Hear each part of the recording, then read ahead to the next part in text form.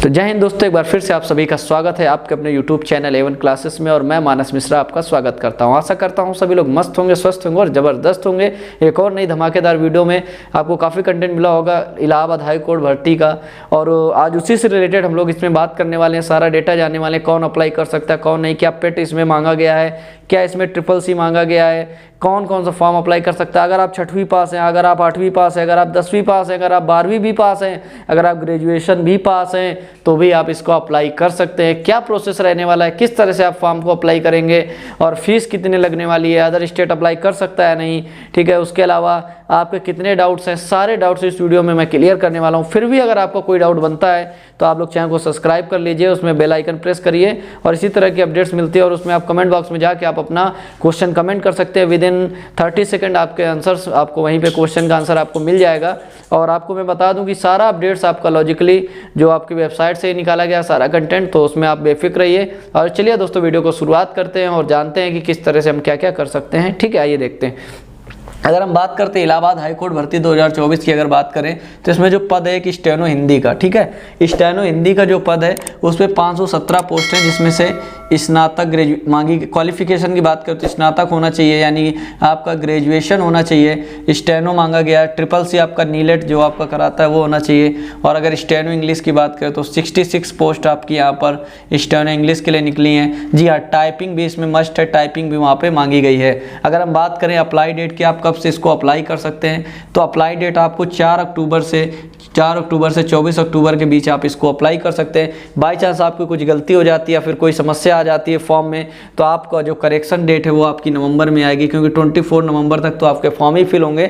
नवंबर में समझौता first week या फिर सेकेंड वीक में आपकी करेक्शन डेट आ जाएगी, आप वहाँ से करेक्ट कर सकते हैं। अगर आप ड्राइवर भी हैं तो उनके लिए भी यहाँ पर भर्तियाँ निकल के आई हैं। अगर बात करें क्लर्क पोस्ट की, तो क्लर्क में 1054 पोस्ट हैं। अगर आप 10+2 पास हैं, आपके पास CCC होना चाहिए और टाइपिंग होनी चाहिए, तो आप इसको अप्लाई कर सकते हैं। अगर आप ड्राइवर की पोस्ट के लिए जा रहे हैं तो ड्राइवर की 30 पोस्ट हैं और आपको 10वीं पास होना चाहिए। और जो आपका DL है वो 3 वर्ष पुराना होना चाहिए, यानी आपका जो DL है 3 वर्ष पुराना लाइट मोटर व्हीकल होना चाहिए, यानी आपको कार चलानी आती है। ज़्यादा हैवी लाइसेंस नहीं मांगा गया, क्योंकि जानते हैं हाई कोर्ट में काम क्या होता है, ऑफिसर या जज वगैरह होते हैं, उनको घर छोड़ना है, वहाँ से वापस आना है, तो यानी लाइट मोटर व्हीकल का ही आपका वर्क रहता है, ठीक है। लेकिन इसके लिए जब आपका रिटन एग्जाम होगा उसके बाद आपका एक साइन टेस्ट होगा, रोड साइन टेस्ट जिसको बोलते हैं।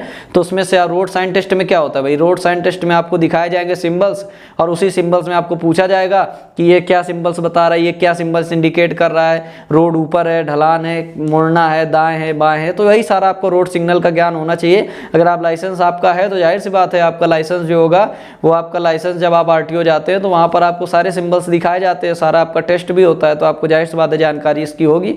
नहीं भी जानकारी तो आप यूट्यूब वगैरह के माध्यम से या फिर किसी ना किसी के माध्यम से उस टाइम आप सीख सकते हैं। लेकिन आपको जो लाइसेंस है वो 3 साल पुराना होना चाहिए, ठीक है, तभी आप इसमें अप्लाई कर सकते हैं। LMV जो होना चाहिए, लाइट मोटर व्हीकल, ठीक है, याद रखिएगा, यानी आपको कार वगैरह चलानी है, कोई ज़्यादा भारी वाहन आपको वहाँ पर नहीं चलाना है, ठीक है। और उसके बाद अगर बात करें ग्रुप D में क्या क्या पोस्ट है, तो 1639 पोस्ट हैं, जिसमें ट्यूबवेल के लिए यहाँ पर पोस्ट हैं। इलेक्ट्रीशियन पोस्ट के लिए 8वीं पास होना चाहिए और ITI आपका होना चाहिए। अगर आप इलेक्ट्रीशियन से ITI पास आउट हैं तो आप इस फॉर्म को अप्लाई कर सकते हैं, ठीक है, ट्यूबवेल पोस्ट के लिए यहाँ पर। उसके अलावा बाकी अगर बात करें जो पोस्टें हैं तो ग्रुप D में 6वीं 8वीं 10वीं वालों के लिए अप्लाई कर सकते हैं। स्वीपर वगैरह की पोस्ट हो गई, प्यून की पोस्ट हो गई, तो बाकी सारा इसमें आपका आ जाएगा, तो आप इसमें अप्लाई कर सकते हैं, ठीक है। उसके बाद अगर काफ़ी लोगों को डाउट था कि सर एक से ज़्यादा क्या अप्लाई कर सकते हैं क्या, तो जी हाँ, आप एक से ज़्यादा यहाँ पर आप अप्लाई कर सकते हैं, ठीक है, आप अप्लाई कर सकते हैं। लेकिन आपको इसके लिए अलग अलग फीस आपको देनी पड़ेगी, ठीक है। अगर फीस की बात करें,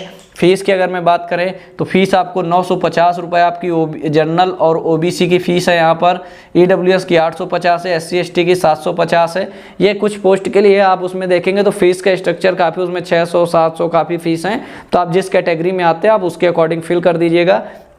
बात करें एज की तो जनरल की जो UR की है तो 18 से 40 है और 1 जुलाई 2024 से एज आपकी काउंट होगी, ठीक है। अगर इससे आप 18 से 40 के बीच में आ रहे हैं तो आप इस फॉर्म को अप्लाई कर सकते हैं। उसके अलावा यहाँ पर जो वुमेन को 20% यहाँ पर आरक्षण दिया जाएगा, अगर UR को आपको 40% दिया जाएगा अगर UP का डोमिसाइल है। अब यहाँ पर डोमिसाइल से भी लेकर काफ़ी कैंडिडेट्स के डाउट थे कि सर डोमिसाइल जो आपका होगा, तो देखिए जैसे कोई लेडीज है, कोई महिला है, ठीक है, उसका जो हस्बैंड है वो यूपी का रहने वाला है, तो उसका जो निवास प्रमाण पत्र आपका बनेगा डोमिसाइल, अगर उसके हस्बैंड के अकॉर्डिंग बना है तो वो अप्लाई नहीं कर पाएगा। उसको जो डोमिसाइल है वो आपका उसके फादर के अकॉर्डिंग बना होना चाहिए, यानी उनके पिताजी के अकॉर्डिंग होना चाहिए कि वो यहाँ पे रहते हैं। अगर वो शादी कर, जैसे मान लीजिए कोई हरियाणा का है या पंजाब का है या दिल्ली का है, वो है ठीक है लड़की, और उसकी शादी यूपी के लड़के से हो गई है, तो उसका जो डोमिसाइल बना होगा तो वो आप अप्लाई नहीं कर पाएंगे। आपके फादर अगर यूपी के हैं, फादर का जो आपका डोमिसाइल है वो अगर यूपी का है तो ही आप इसमें अप्लाई कर सकते हैं, तो ये चीज़ याद रखिएगा, ठीक है। उसके अगर बात करें अदर स्टेट अप्लाई कर सकता है क्या सर? बिल्कुल अदर स्टेट यहाँ पे अप्लाई कर सकता है। फीस की बात करें तो फीस आपको अलग अलग आपको पे करनी पड़ेगी। यहाँ पे जितनी भी पोस्ट है अगर आप सारी पे करते हैं तो आपका समझ जाइए काफ़ी लंबा अच्छा खासा यहाँ पर आपका खर्चा आ जाएगा, क्योंकि फीस यहाँ पर काफ़ी ज़्यादा है हाई कोर्ट इसकी, इलाहाबाद हाई कोर्ट की। उसके अलावा अगर मैं बात करूँ कि एग्जाम का मोड कैसा होगा, तो एग्जाम का मोड दोस्तों आपका ऑफलाइन मोड होगा, ठीक है। OMR पे आपको वही आपको सीट मिलेगी और उसमें OMR पे आपको फिल करना पड़ेगा। और यहाँ पर आपको बता दें कोई भी निगेटिव मार्किंग आपको यहाँ पर नहीं मिलेगी, यानी आपको कोई भी निगेटिव मार्किंग यहाँ पर देखने को नहीं मिलती है। काफ़ी कैंडिडेट्स के डाउट थे कि सर पेट क्या मिलेगा, क्या पेट मांगा गया है क्या, यूपी की भर्ती है।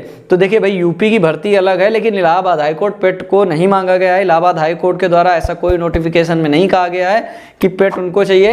ये यूपी की भर्ती के लिए इलाहाबाद हाईकोर्ट में जो है ये इलाहाबाद हाई कोर्ट का मामला है, तो यहाँ पर यूपी से इसका कोई लेना देना नहीं, इस वजह से यहाँ पर इनको पेट की ज़रूरत नहीं है, तो पेट यहाँ पर आपका नहीं मांगा गया है, यानी ठीक है। उसके अलावा बात करें अगर जो आपका सिलेक्शन होगा तो रिटन आपका एग्जाम होगा, फिर आपका स्किल टेस्ट होगा। स्किल टेस्ट में दोस्तों 3 गुना ज़्यादा, जितना आपकी पोस्ट हैं उसमें से 3 गुना ज़्यादा स्किल टेस्ट के कैंडिडेट्स को बुलाया जाएगा, और स्किल टेस्ट के बाद फिर आपकी फाइनल मेरिट बनती है, और फाइनल मेरिट में जिसका नाम आता है उसका सिलेक्शन यहाँ पर होगा, ठीक है। यानी इसकी आपकी जितनी पोस्ट हैं सारी पोस्ट लगभग 3400 कुछ पोस्टें थी, ठीक है, तो उनमें से आपको 3 गुना बुलाया जाएगा और उसके बाद आपको फाइनल मेरिट, ठीक है। उसके बाद अगर बता दें अगर आप ड्राइवर पोस्ट के लिए जा रहे हैं तो ड्राइवर पोस्ट में अगर आप जा रहे हैं तो आपका भी यहाँ पर स्किल टेस्ट कराया जाएगा, आपको गाड़ी चलवा के देखी जाएगी, ठीक है। आप कैसी गाड़ी चला रहे हैं, रोड साइन, मैंने अभी बताया कि रोड साइन का भी आपका टेस्ट होगा, तो सारी चीज़ें वहाँ पर आपकी होने वाली हैं। और इसके अलावा अगर आप क्लर्क के लिए जा रहे हैं तो आपका टाइपिंग टेस्ट होगा, स्टेनो हिंदी इंग्लिश के लिए जा रहे हैं तो भी आपका टाइपिंग का टेस्ट होगा,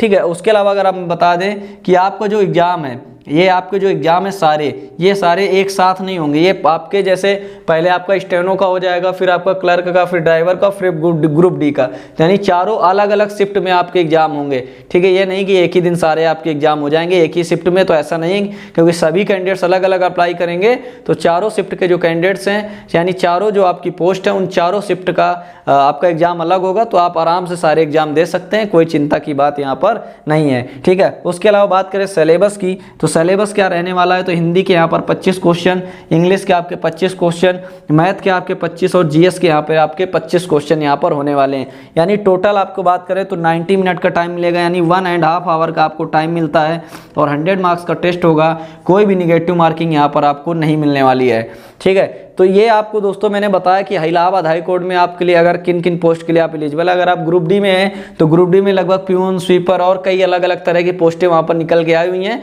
तो आप देख सकते हो, उस पर जाके आप अप्लाई कर सकते हैं, आप किस पोस्ट के लिए अप्लाई कर रहे हैं। बाकी अगर बात करें सब लेवल की सिलेबस की, तो 25 क्वेश्चन हिंदी के, 25 इंग्लिश के, 25 मैथ के और 25 जीएस के यहाँ पर आपको देखने को मिलने वाले हैं, ठीक है।